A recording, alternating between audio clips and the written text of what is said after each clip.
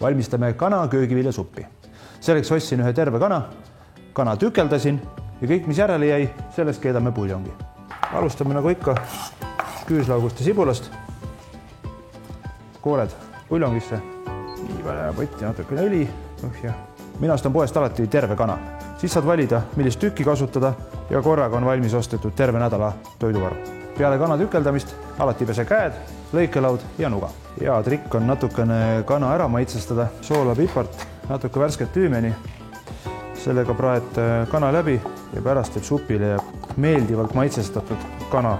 Peaaegu kõik toidud on võimalik valmistada poole tunni ja 45 minutiga. Seda selliselt, et tükeldad köögiviljad küpsemisaja järgi õigesse suurusse ja keedad puljongi ette.